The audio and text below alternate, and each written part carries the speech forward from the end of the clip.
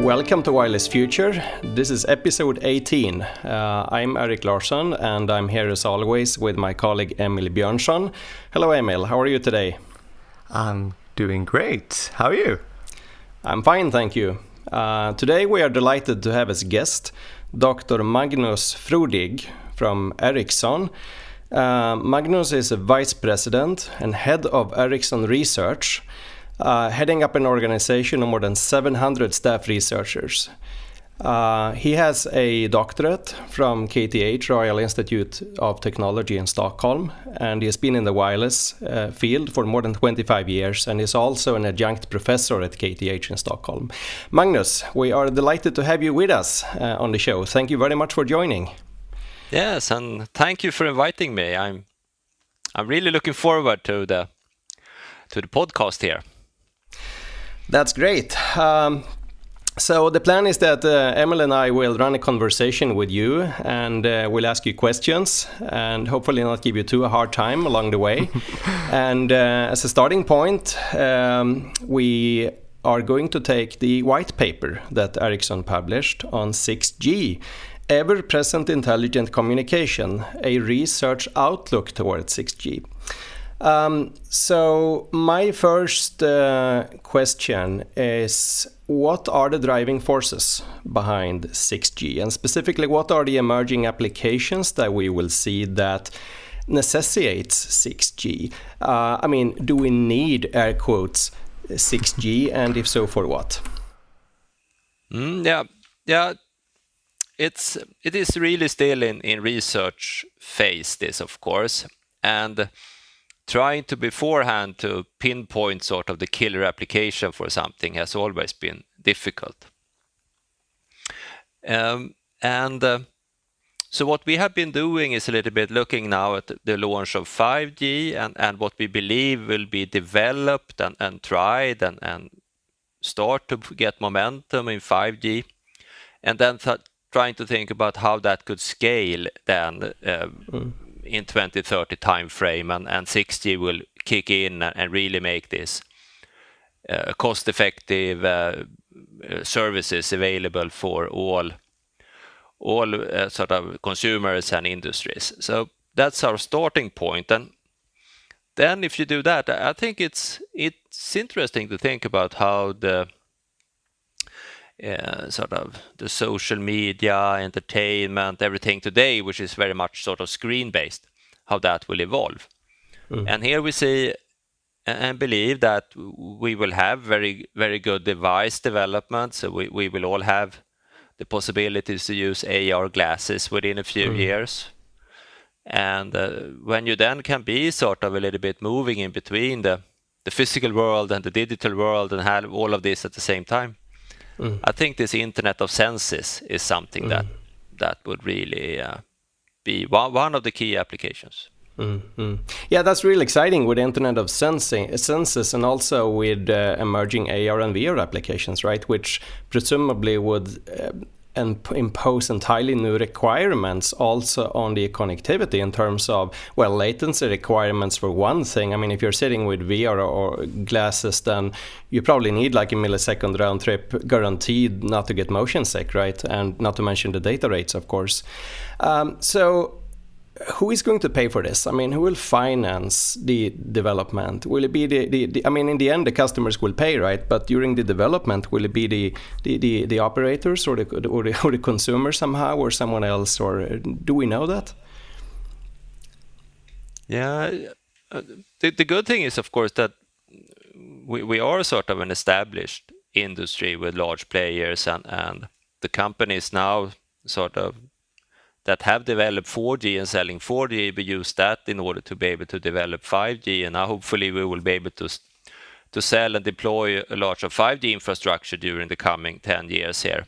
And then, of course, we will continuously invest in the continuation of this technology. And I mean, now when we are rolling out 5G in the first phase, it is the consumers that are driving that investment by the operator, because they are using more and more data. They want like to have more and more capacity. the operators are seeing that they get into capacity limits, so they need to invest in the network. And then you can, of course, do more 4G, or you can switch over to 5G. And then it gets more sort of attractive to switch over to 5G to get all of that functionality and get to the latest, newest equipment. And by that, you can also have savings when it comes to energy consumption and how you maintain and operate the networks, right? So we have this modernization going on, which sort of makes you need to buy new equipment, and then of course you buy the latest. Then it would be very, very interesting to see how the enterprise business would take off now on 5G. Is it so that the second phase of 5G will be very much driven from industries, enterprises, society that would like to have all of this functionality? And then 6G, then that might be when we take it back to consumers, right? Everybody wants the robots and stuff, right? And you really get into the consumer market again. Yeah, that might be. Yeah, I mean, if you look at other businesses, then consumers indeed, or the consumer market indeed has been driving, right? I mean, think of like graphics cards for computers, which have been driven to a great extent by gaming, and now of course later on by machine learning applications that uses the same sort of circuitry, right? But this is the interesting aspect. So one thing that comes to my mind is also sometimes I read that people claiming in the news that the first phase of 5G isn't really the 5G that we were looking for, because 5G is mostly for enterprises, right? This is just some soft version that is not really the real thing. What is your take on that? Is that a misunderstanding? 5G is both for consumers and for enterprises?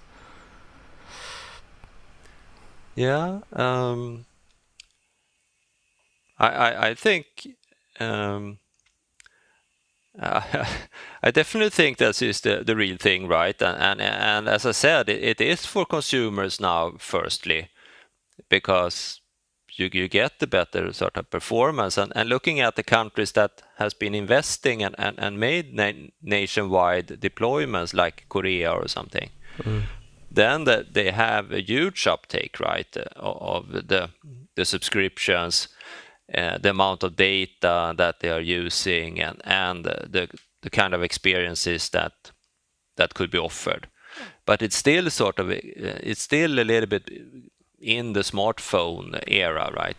So it will take a little bit before we can take this step into this augmented reality glasses and new ways of interacting and everything. And then it will, of course, continue to be very consumer driven, although we see a lot of these industry use cases. So that's a good thing with this. This dual use of the technology, I think that's really the fundament here to get the big impact in society, also on the sort of non-consumer side. Yeah, I think this is a good point, that even if we get new use cases, doesn't mean that the old ones will not evolve and continue to be important. So one of the things you are mentioning in the white paper as a goal for future development is something called limitless connectivity. What does that mean more precisely? Yeah, this could be a challenge from a pure sort of scientific point of view, of course. But what we really mean is that the connectivity provided will be ahead of the needs. You will sort of have the connectivity that you would need and expect in different situations. And there will be then limitations perhaps of what you can do, how the applications develop, what kind of compute you will have, etc., etc. But it should not really be this limitation by the data rate or the available capacity or something like that. That should be enough for what you could expect and need. And then we all know that there are, of course, limitation on how to provide that in extremely wide areas. But also there we are trying to get sort of more data rate, more capacity to larger areas. And there is a lot of development to have an integration with the satellite industry to really get sort of full coverage, right? And it's still a little bit questions around exactly how the devices would look like. If it's so that you can buy a standard phone and a smartphone and then pay a little bit extra to get the satellite subscription on top, or if it needs to be a separate antenna or a special phone or something. We don't really know yet exactly how that could be done.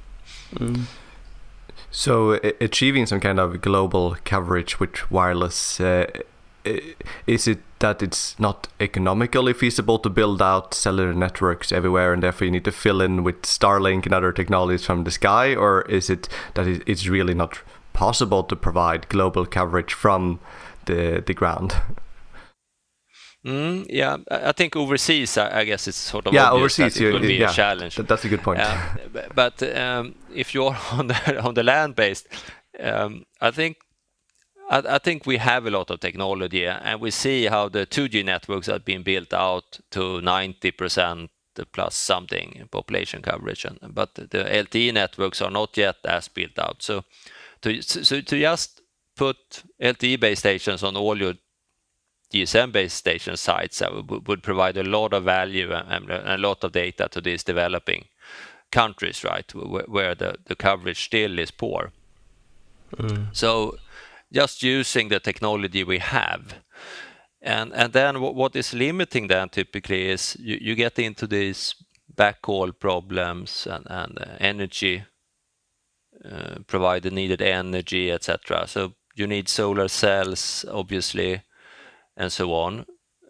Perhaps a satellite can offer a very interesting backhaul opportunity here. Perhaps that's the key application actually for satellite communication, to provide affordable connectivity to really rural areas. That's an interesting point with the satellite connectivity. So if we continue to talk about challenges, I mean, the white paper also talks about challenges that 5G cannot meet, right? And we mentioned a few here. I think this unlimited coverage is one, and also support for emerging consumer applications like virtual reality especially is another one. What other challenges are there, or rather use cases, that 5G was never able to support? I mean, to my understanding, 5G is excellent for mobile broadband service, but it never really succeeded on supporting ultra reliable low latency communications, for example, and it only partly succeeded on massive MTC and massive access. Is that a correct understanding? And are there other challenges that you see that 5G wasn't able to really meet? Yeah, I think it's a bit early to say exactly what 5G will be able to meet and not meet, because we have just the first now commercial networks being rolled out, and the current limitation, I think, for most non-mobile broadband type of applications are that we need more sort of industry devices. So we need more device capabilities, and then I'm sure that we will be able to do. I mean, if LTE is reasonably getting down to 20 millisecond round trip times, if you have a good setup, everything, perhaps 5G will do 5 milliseconds to start with, and then we will gradually optimize that, and we have all the millimeter waves where we can go even lower in the round trip latencies over the air interface. And then if you combine that with on-prem compute, etc., then I think we could reach this 1 millisecond. So there is a lot of built-in possibilities to develop 5G, and that's we have really been thinking about that in the design, that everything that one device needs should be confined into that antenna beam, so to say, and that device should not listen to anything else, right? That means that you can add another sort of version of 5G on top in the same, right? And that will not confuse the already existing devices. and by that there's a lot of sort of forward compatibility possibilities built in here. So now we're starting up standardization here for something that will be called 5G Advanced, which is sort of release 18, which we are able then to add a few things that we will now see that might be missing. But what I think perhaps something a little bit more fundamental that is not fully covered, where I would expect there would be gaps. That's in this robustness to really make it resilient against attacks, etc. So you can really provide these mission critical services that will be everything. You will be so dependent on these, right? So there, I think on this trustworthiness, resiliency, there I think there are gaps that we need to address. Yeah, when you say resilience against attacks, do you mean like jamming attacks on the physical layer, or do you mean other types of attacks that the system could be subject to? Yeah, I mean both, I think. Just to buy a jammer on the internet, and that's sort of easy. And if you then have sort of the traffic in the city and the traffic in the crossing there controlled, and you just turn on one of these jammers and you can have a standstill of all traffic, right? That will not really be acceptable. So there it's a lot of needs, I think. And then, of course, you need to be resilient of more sort of classical attacks as well, and you need to have some sort of separation. You really need to treat these systems as critical, and you need to have well thought through backups or safety modes of the systems. It has to be something needs to always be upright. Even under some circumstances of attacks, etc. You really need to keep some basic service, I think. Otherwise, too much will be at stake, I think. Right, that's such an important point, I think, with the resilience against attacks. And one thing to remember here also is that equipment for jamming of wireless links and systems used to be military grade and cost, millions of dollars, right? If you back up to, I don't know, a couple of, or a few decades, say. But the same technology is available today off the shelf. You can buy a software-defined radio for $1,000 over the internet and in principle start transmitting in any of the bands that are used for commercial mobile radio or even for critical infrastructure applications. And obviously that's a significant threat to society when we rely on these systems for critical tasks. Yeah, so and we really would like to have then with a multitude of advanced antenna capabilities, we would like to be able to identify jammers, be able to sort of work around them in order to protect the system. Right. And of course, jamming is just the simplest form of an attack, right? Where you, as an intentional jammer, transmits a noise-like signal in order to disrupt or block the communications of others. But there are also a lot more sophisticated attacks. Spoofing, for example, where you pretend that you are a legitimate base station and try to connect to users in the cell and send them fake information or eavesdrop on them and so forth. So these are definitely great challenges. It has been for a long time in my view, as you probably know, and it's also extremely reassuring to hear you talking about this with us now. Yeah, yes, I think it's interesting. And some of these things that we had on these fall space stations, I think that has been addressed. But I think the requirements when it comes to privacy and protection of not only your sort of phone number identity. Now, when Internet of Senses type of applications, this will be all your private life, right? That right. Needs to be protected, and then I think the locality of data and having regulation around this, etc., is a huge area that we need to work on. That's the other side of it, right, with the privacy and who owns the data, where does the data sit, and so forth. But again, back to the threat of jamming and perhaps even spoofing, that today electronics is so cheap, and you could think of an adverse or hostile actor who would buy swarms of drones and send them up in the air and have each drone transmit, doesn't have to be a very strong signal, I mean, but you could easily disrupt or shut down the complete, I mean, the wireless coverage over a whole city, right? So these are frightening prospects, indeed, I believe, and something that definitely will have to be addressed in future research and development.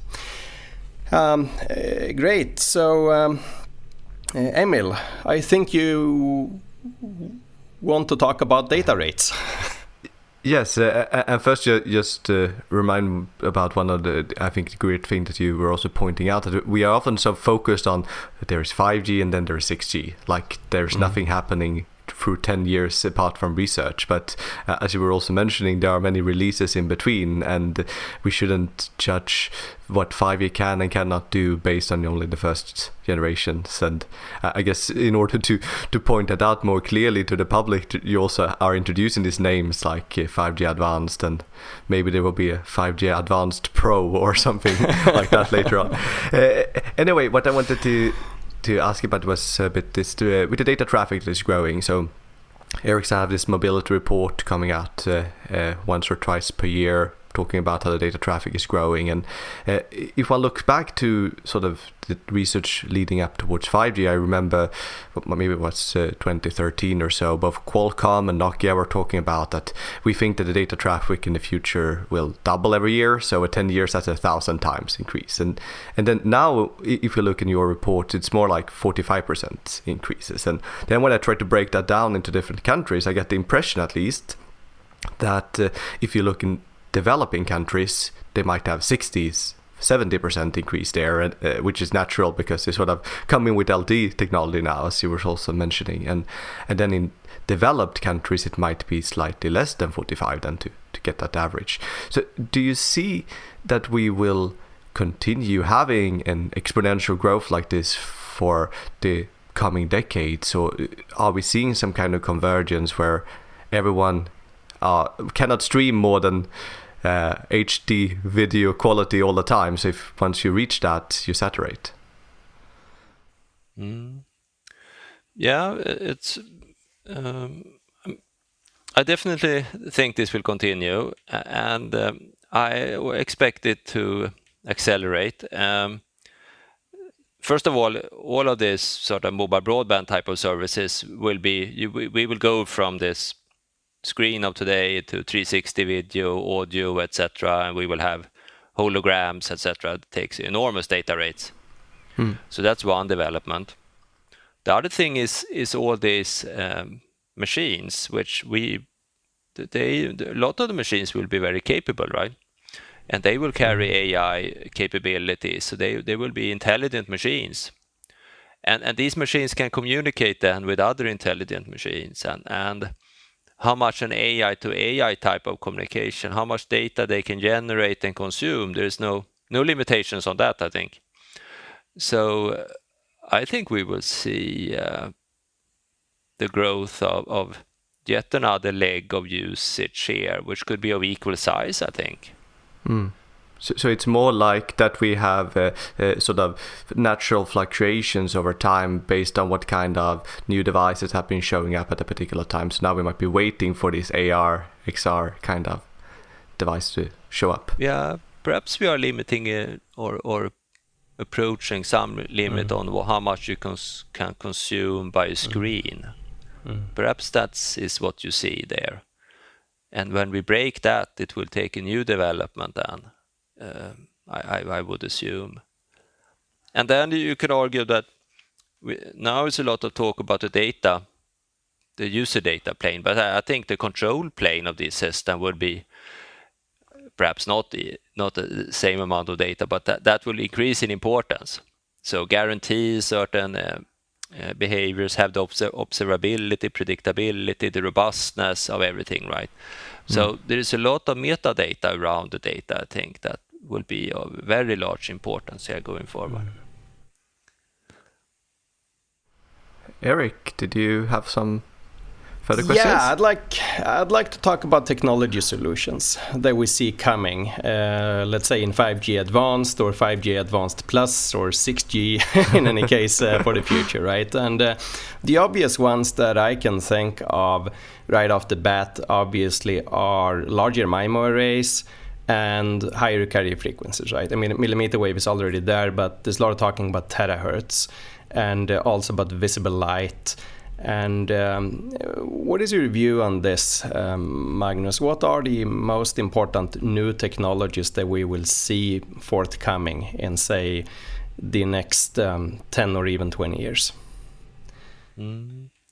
Yeah, I think we haven't really yet understand the full potential or limitations of the millimeter wave equipment. So when we get that right, we will see what that means, and these systems will provide a lot of capacity because they need to be denser and there is huge spectrum bands available. So these are extremely interesting. And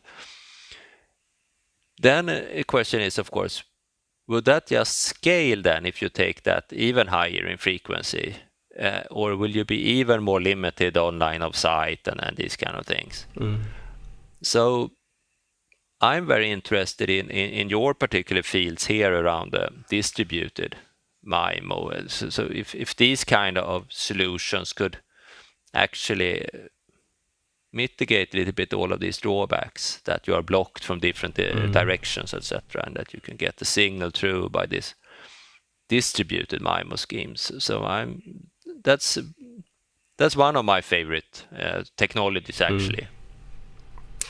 Yeah, mine as well, and I think also Emil's, right? So, yeah, sure. Well, I mean, it seems clear that terahertz, millimeter wave, or even terahertz is attractive because of the enormous bandwidths available there, right? At the same time, the problems that we see at millimeter wave will just be even further aggravated when we move up to terahertz. The problem with path loss, or more accurately, the effective area of an antenna element, which translates into a loss in or reduction in path loss. And the problems with blocking, the fact that we'll have increasingly line of sight propagation, and also the loss in channel coherence, right, which increases the difficulties in tracking the channel and obtaining channel state information for beamforming, particularly. So, speaking of MIMO technology, where do you see that heading? I mean, you mentioned distributed MIMO, right? Where we think of arrays, we distribute the antennas further apart, so the distance between every antenna is a lot larger than, say, a wavelength. I guess that's the definition of distributed MIMO.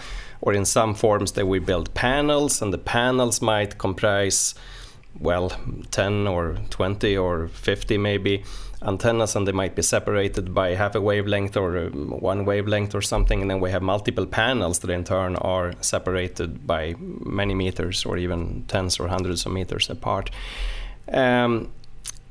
So that's distributed MIMO. There are also visions of building extremely large-scale arrays, covering, for example, the face of a high-rise skyscraper outdoors and so forth. I think I had in some publication or talk an example where we looked at, okay, so if we are outdoors and at 2 gigahertz band, say, and we had the opportunity to cover a skyscraper with antennas, then how many antennas could ever be useful, right? And the answer that we concluded was that, well, the channel coherence, if there are lots of people there who want, say, virtual reality type of service, right, and they're standing still, then channel coherence might be, say, 200 milliseconds. The channel coherence bandwidth is 200 kilohertz. 200 times 200 is 40,000, which means that we have room for 40,000 orthogonal orthogonal pilots, which means that we can, in principle, multiplex 40,000 terminals simultaneously, which means that we need 40,000 antennas, right? And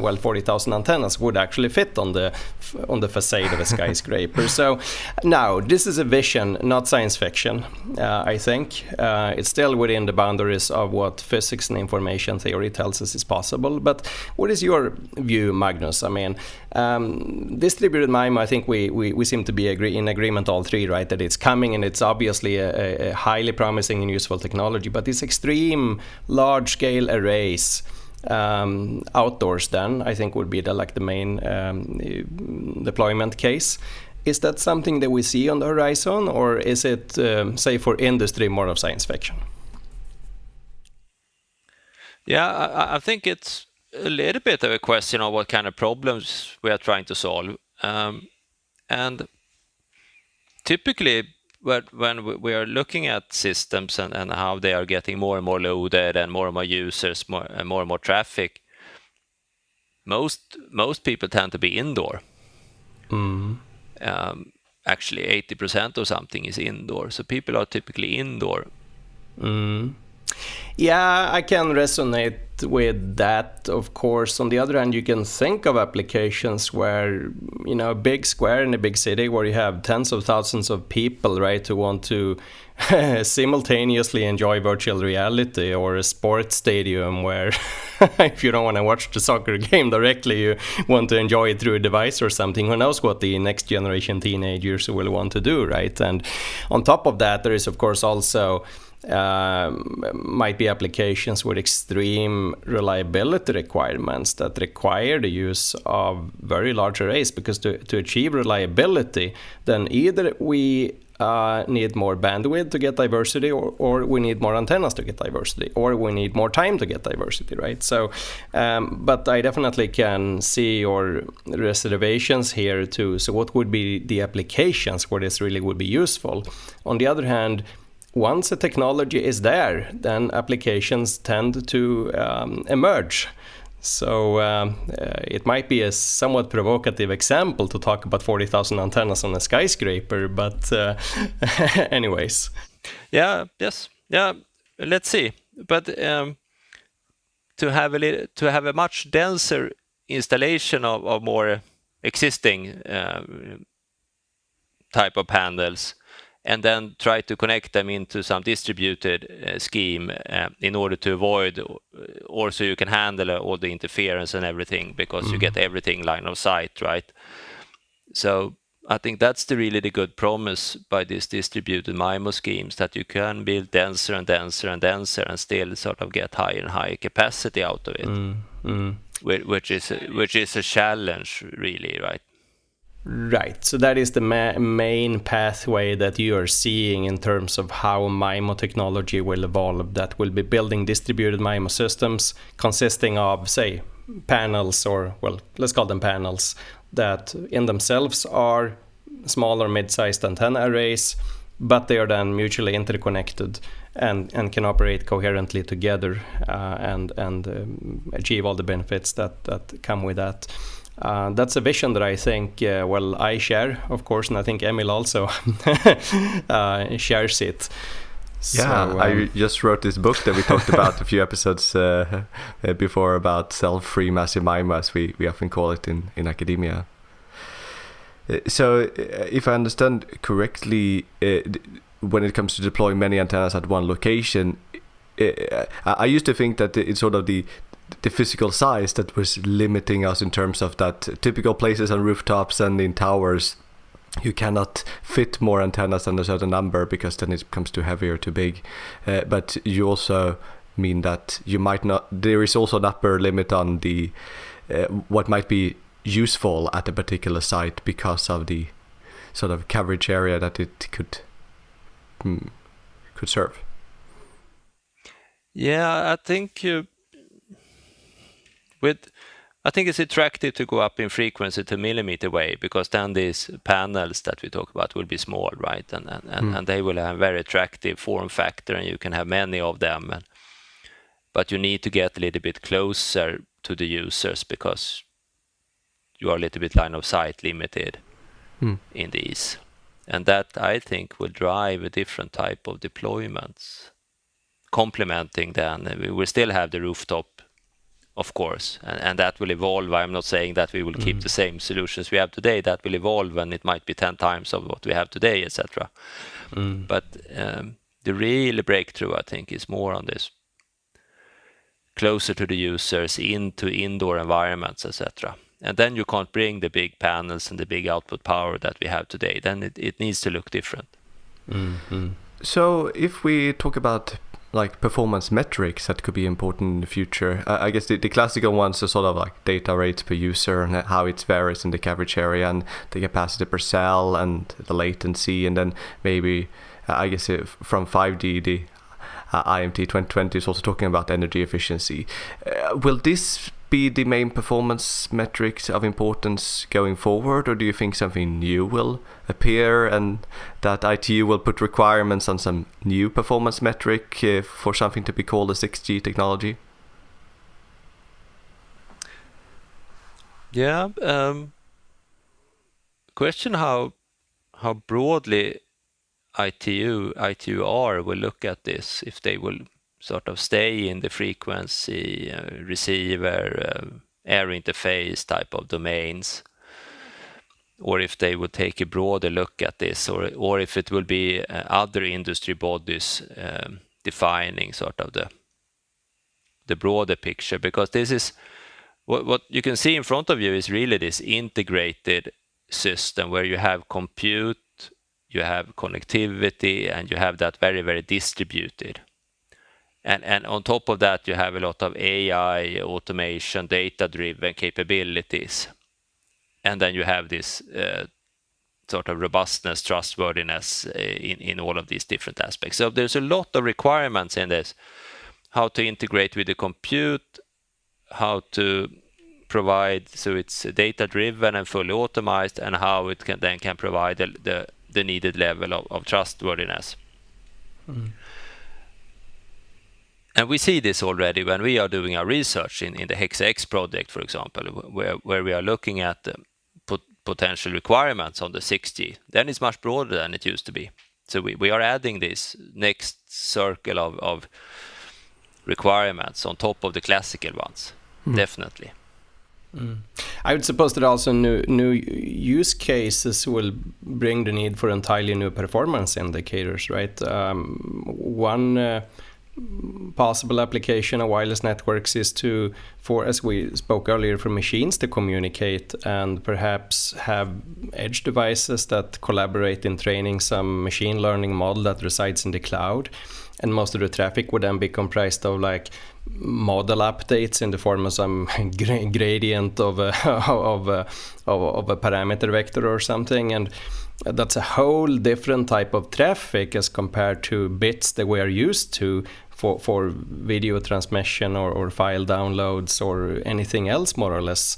Is that a reasonable view to hold, that there will be a need for like completely new types of performance metrics because of these new applications that we see emerge?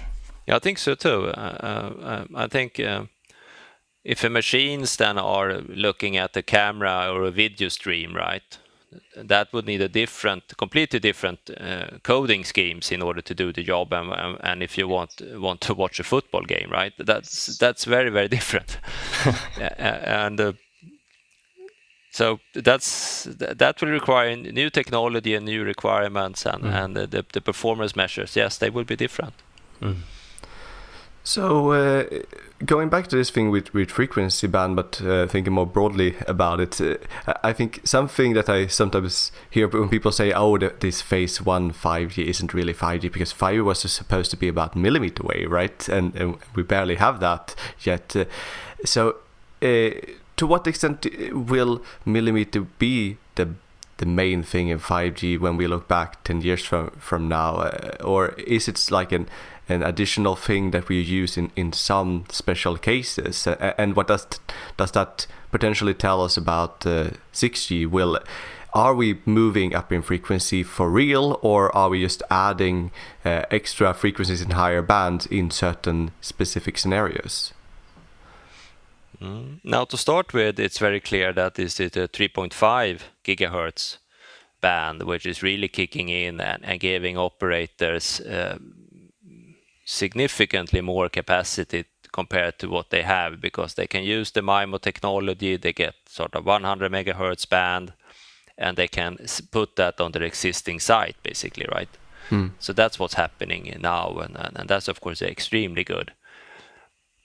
The question is then if we will start to build this more dedicated networks, indoor networks, sort of city center, stadiums, stations, airports, etc., on the millimeter wave. And if you start to build these and that gets the momentum, then of course that will increase in importance. And if we have created all of these sites, then of course it might be so that we are ready to go up even higher in frequency, and we have the foundation then for taking the step to 6G, and perhaps sort of add a little bit of these things that we didn't fully understood when we started up this development of the millimeter waves. So that could be one development. But there are operators now building millimeter wave, right? So it is starting, and we have the street macro cells that are using, etc. So yeah, something is happening. So I guess the 3.5 or even lower will always be sort of important for the coverage. But do you think the bulk of the traffic will go in millimeter wave bands 10 years from now? I think this infrastructure thing is a slow process. So in 10 years, I think we will be dominated by the 3.5 band. What operators now are installing, it gives them sort of 5-10 times the capacity they have today, basically, right? So they will use that, and then they will refarm their lower bands in order to get on modern 5G equipment, so have 4G, 5G in some sort of combination. And then they will, over time now, complement with millimeter wave, but that will go slower. So I don't think that will dominate yet if we look at 2030. It's always a risky thing to talk about 2030, right? Yeah, definitely. Yeah, but so when it comes to this millimeter wave deployments, I mean, we're mentioning indoor scenarios and street macro, and these are sort of the occasions where we don't lack connectivity today. We might be using Wi-Fi in our home or offices, and I've experienced places like Luxembourg or Vancouver where you have outdoor Wi-Fi covering the streets. So to some extent, millimeter wave here is targeting use cases where you become more closely a competitor towards Wi-Fi technology. So what is the main benefits of using 5G compared to, say, Wi-Fi?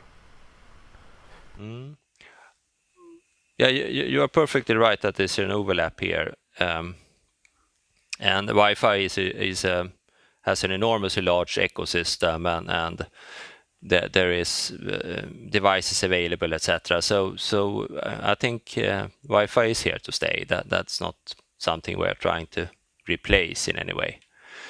So looking now at our offerings, if you were to look at the Ericsson 5G private networks that we have started now to package a little bit smaller networks that could be then deployed for some dedicated purpose, if you are able to work together with an operator, or if you have a local license or something like that.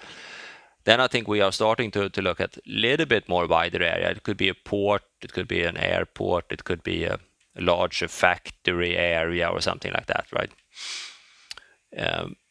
And there I think we can have a system where we can offer mobility, reliability, predictiveness in a way that is really appreciated by these customers.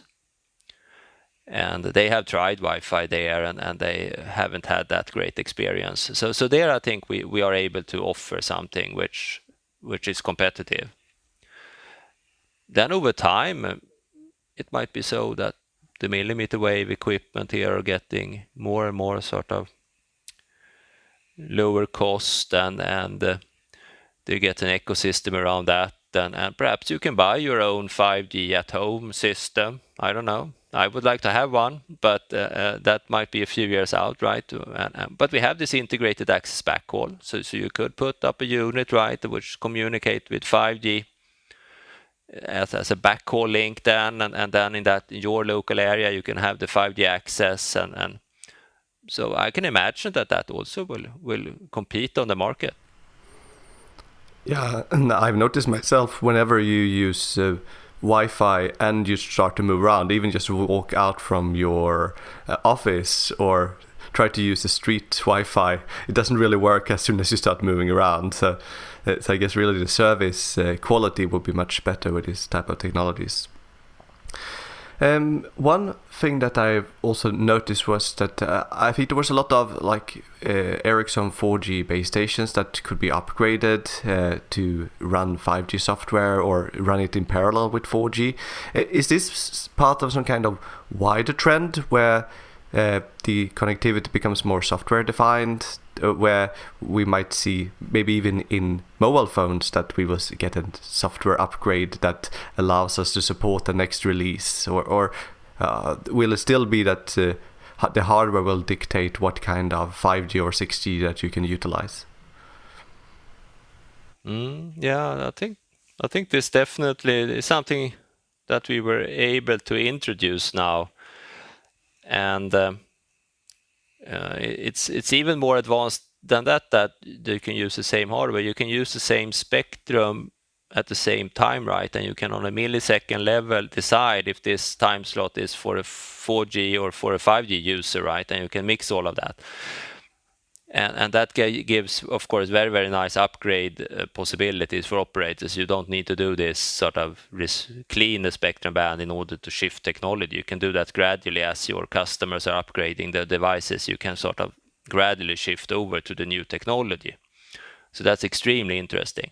And I would assume that that's a requirement that will be in all updates going forward, that you can do this. That would be my expectation. So to what extent do you actually get better service, and to what extent do you just get the 5G logo in the corner of your screen when you're sort of switching? I mean, if it's the same hardware, is it the software that makes the difference? Yeah, I guess what we have been able to do now with our equipment is that we have been able to use the same sort of digital unit, the sort of baseband processing capabilities, etc. And that has been flexible enough in order then to use it for 4G or 5G in this way. So we can have this common scheduler that could sort of directly then decide on what systems to be transmitted. And if you get the new system going, right, and your phone is capable of it, then you will get the advantages of the new system, right? But the hardware that you have already in the base stations, that's of course still the previous generation capacity when it comes to amount of users or the maximum data rate it can handle, etc. So you will need to upgrade that, obviously, but you don't need to do it all at once. You can turn it on and you can get sort of the 5G logo on the phone, and then the first users buying the 5G phones can experience it. And then you get the market going, you get customers that would like to have more data, they would like to sort of pay for these subscriptions, and then you can gradually upgrade. So it's a more attractive way of introducing a new system, basically. But of course, if you want gigabits and a capacity, you need to have the corresponding horsepower on the base station side as well, obviously. Eric, do you want to take the next question? Absolutely. So returning to the white paper, it talks about network compute fabric. And what is that really? I mean, is that a way of saying centralized or cloud RAN, or is it something else? Or is it a way of saying, well, distributed MIMO, right, where you have panels that are interconnected and operate together and constitute some sort of computing fabric? Or what does this term really mean, network compute fabric? Yeah, I think you can you can. There will be a lot of compute needed, right? And in order to have the low latencies, the applications needs to run closer to the devices, right? So there is definitely a trend from central clouds to more distributed cloud, and you will have more edge capabilities, so to say. So the compute is moving out, and then you would of course have the radio network as such, and all the baseband processing could use this compute, obviously. So then the network will itself use it. But more importantly, I think, is that the applications will be running out there further out. And when we talk about the network compute fabric, it's really more from this application point of view. So if you have you want to do an AR experience, something, and you don't have a graphical card in the glasses, right? So you need to have that then on the network side, but you need to just render the picture out what you should see on these glasses, right? Then you realize that there is a huge sort of delay requirements there, and a lot of data, and a lot of capacity that needs to be provided. So when you start to see that you have these compute capabilities, different dedicated hardware, CPUs, GPUs, or whatever, right, out there, and then you have this connectivity, and then you have data available somewhere, you have storage available somewhere. It's almost like that you would like to jointly optimize this and view this as in one operating system, where you can jointly then optimize the use of your compute, your storage, the location of the data, and your connectivity that you have available in order to change this situation, right? And that's really where we talk about this network compute fabric. So that's really the vision if you stretch it to the extreme. But before that, you will see the hyperscalers coming with edge compute, and you will see how the communication, the mobile broadband systems and the hyperscalers are meeting, and you will see sort of a richer and richer environment at the edge, where you can sort of run applications taking advantage of all of the low latency capabilities that we provide. So we see sort of like a merge between a supercomputer and the wireless network infrastructure there. I mean, where edge nodes and even antenna panels might have the capability to support devices with computation tasks, as you mentioned. I mean, you might be sitting with VR glasses that don't have an advanced enough graphics card, and then they ask for help from the network, and the actual computation would go in the network, but not necessarily in the cloud somewhere, but rather in the actual antenna panel, or at least in the wireless base station or that distributed MIMO system that's serving it, right?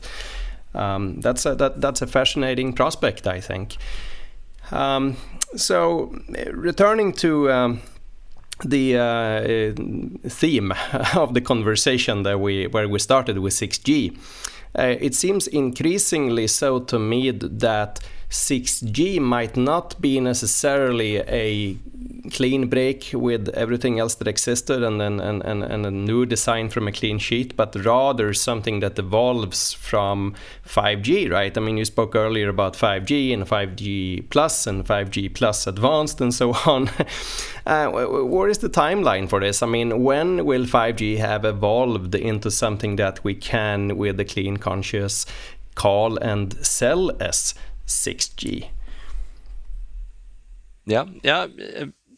This is very, very open exactly how what will be the step here, and that's of course depends on how much the 5G evolves and when we get to this, that now we shouldn't call this an evolution anymore. Now it's really something different and so on.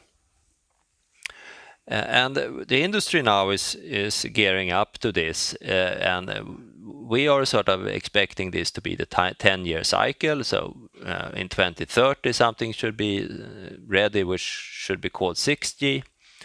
And if you count backwards, you realize that standardization of that needs to perhaps start 2025 or something. And hopefully then the ITU process goes on in parallel, and we are able to set reasonable requirements, and they will get some new interesting spectrum, and then we will do it all over again, so to say, just every 10 years. Will it then be different? All good ideas that we have on the 6G research, which could be implemented on 5G, will be, I think that then 5G will just absorb them, right, and say, yeah, this is possible to do with 5G, let's do it, and there will be a market for that. And then if this what remains to be 6G then gets smaller and smaller because everything is sort of pushed to 5G, then the step will be small, right? But if it's so that we see that this you want to have it data driven in a different way, you want, instead of having a lot of domain knowledge being implemented in the product design, it will be a set of learned models that is out there, right? That might be such a fundamental shift in how you think about how building the hardware and software here, that you need to do a little bit from an implementation point of view. You need to do it differently. So it might be that really makes it 6G, right? That's interesting. So I mean, there's the standards and the way the standards evolves on one hand, right? And there is the evolution, say, of the implementation as a totally different and parallel thing. And I guess like folks like Emil and myself in academia like to think about visions, right? And 6G in terms of, well, if we were to like redesign a wireless system from a clean sheet, then what would it look like? And I mean, that sort of mentality. Whereas in industry, it's rather that, well, there's a lot of legacy, right, invested, and there's a lot of technology which has been extremely refined already. And then the mindset might be more of like, how do we continue to refine? And then it, in a way, becomes like more of a marketing question. I mean, when does 5G become 6G, right? I don't know, Emily, if you agree with this view, but it's kind of how I like to think about it. Yeah, I think we often, like in academia, talk about revolutions, and then revolutions are happening, but they don't happen from one year to the next one. There is a continuous evolution, and then you look back and see, oh, this was actually a revolution. But I think this timeline that you were mentioning also it fits very well. I guess we have students at various undergraduate or graduate level that are listening to this podcast, and if the standardization would start now in 4 years from now, they have plenty of time to study up on the topic and get involved, and both at Ericsson or at other players to play a role in actually designing the new technology. So what do you think would be important for a student to learn in order to sort of take a relevant part in the development, to be employable at Ericsson, for example, to do research in this field? Is it the same as before, or is it changing? I think there will be a lot of opportunities, and Ericsson and others will need a lot of new competence. So we are of course very, very interested in having a dialogue with students, and I'm sure that we'll be able to offer a lot of career possibilities, right? So what would then be needed in order to do that? And I think the field that the knowledge that we need is broadening. If it was a little bit more before, more focused on this communication theory, classical electrical engineering type of competences, it's broader now. It is more system thinking. It is more AI, of course, but that's just something we will need all over, right? So that's not unique for us, but the trustworthiness, the security thinking on that, but also how these technologies are used in different verticals. So there is, I think, more system thinking, more end-to-end understanding, and then, of course, to have the basic knowledges in the communications field is, of course, also key, right? but I don't think you should feel like you just need to have this exact profile or something. I think many different profiles will fit actually in the needs that we have going forward. So what do you think we should tell our students to sort of convince them that the telecom industry isn't something that is a done deal? Oh, everyone have a device now, it's over. There is more future development in self-driving cars or maybe some other space travel that they should invest their time in learning. Yeah, but I think the communication technology or the networks here, they will enable all of these other things to happen, right? Nothing of all of this vision can happen unless they are connected and you can monitor and control them in a reliable way.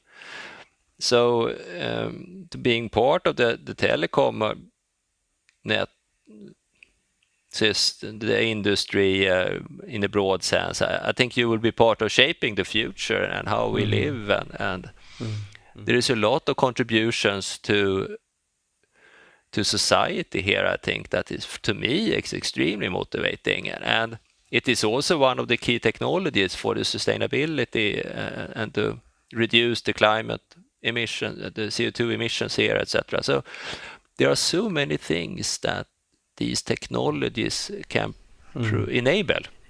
Then it's important to have all the good forces here, of course, to make sure that these technologies are used for good. We see, of course, examples where that's not the case, right? So it is really, we need everyone here joining this and contribute. And I think the technology is still an answer on a lot of our different problems that we need to address. So to me, it's extremely motivating to be part of this journey. And I think we have seen enormous development, but we have equally much ahead of us, I think. Yeah, I mean, if wireless was only about transferring things to a mobile phone, now we are digitalizing the entire society. So it will be sort of a important component in every digital type of service that we'll have in the future. So Eric, did you have any more to say? No, I just wanted to reinforce the point because it's so important, right? That communications is a fundamental enabler for almost anything else in the modern society, and it's reassuring to hear you also, Magnus, saying this, and to grad students, because I know that we have a lot of grad students listening to the show. There are great opportunities out here, and great opportunities not only for, let's say, hardcore research and development in communication technology, right, but also to have an impact on society. I think we are approaching the close-up here. I have a final discussion point where I would like to have your view, Magnus, and it's about the telecoms industry as such. Even when I was, say, younger or grew up in the field, then there were lots of other actors, right? I mean, we had Motorola, we had Alcatel-Lucent, we had Nortel, and so forth. Now there are only a few, let's say, remaining. And at the same time, we also see this trend with Open RAN and perhaps the potential for new smaller vendors to enter again. What are your reflections on this? Yeah, we are seeing this in many of this ICT technology industry, right? That there is huge companies taking a more and more dominant position, and if you focus down in the infrastructure for mobile networks industry, then this is an extremely complex thing here, right? And it takes a lot of development. We are spending 40 billion crowns per year on investing in our R&D for this. And then, of course, you get scale advantages by that, and then you can invest even more. And that drives this concentration, which is sort of natural, I think. Yeah, it might be natural, and it's also seen in many other fields, right? I mean, take the airplane industry, for example. There is almost only Boeing and Airbus producing passenger jets, and I'm sure you can find many other examples. You can also find examples to the contrary. I think the car industry is a good example where we have a wide diversity of different brands, although they are in many cases owned by the same conglomerates. Right. But the real question here, I think, was whether Open RAN and that movement has a chance or the potential to make a break with what's going on. Do you think that we will see smaller vendors? Obviously, I mean, this is like asking, do you think we will see new competitors, right? But do you have a view on, or of course, it's always, as I always say, it's hard to predict the future, but do you have any final reflections on how you think that this Open RAN movement potentially could impact the way that the industry is structured and organized? Yeah, I think it could have a big impact, and we are, as Ericsson, we are very active in to drive the O-RAN standardization work, right? And it could have impacts, of course, that you could mix and match a little bit to buy one part of the system from one vendor and another part from another vendor. Today we have the radio network and the core network type of split, right? But it could be perhaps one or two more of these interfaces that could be. Yeah, but there is a lot of innovation going on still, as you know, between the antenna system and the radio and the baseband, right? That is something that still evolves, and if you standardize that, you will have some basic functionality, but we and others will of course provide additional functionality on top of these interfaces that could provide advantages.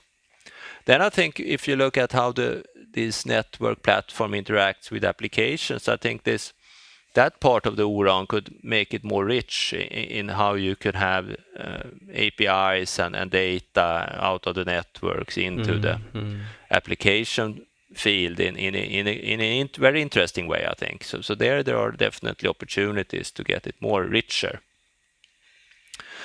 Then, of course, if you want to buy sort of a scheduler from a different vendors and so on, then I guess we Ericsson can't take an end-to-end responsibility anymore, right? Because that would be hard. And then, of course, we can take an integrator role. But then we have a pre-packaged, already tested product ourselves, where we take full responsibility for, or you then mix and match, and then you need an integrator. And still, who do you call when it doesn't work? Yeah. When it doesn't work.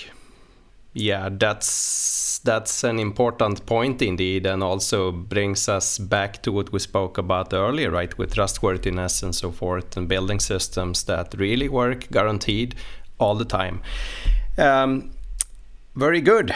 I think with that we are approaching the close-up here. So thank you very much, Magnus, for joining us on the show today. This has been a fun and educational conversation. I learned a lot. Thanks, Emil. I'm not sure, Emil, if you want to say something about the summer break that we plan for the podcast. Yeah, so this is episode number 18 and also the last one for this first season, I would say, of our podcast. So we will take a summer break now and be back after the summer with a second season. So don't be afraid, we will be back. So thank you for listening. Thank you very much. And to our listeners, as always, don't forget to like and subscribe us on YouTube, and see you again in the fall. Bye-bye. Bye-bye.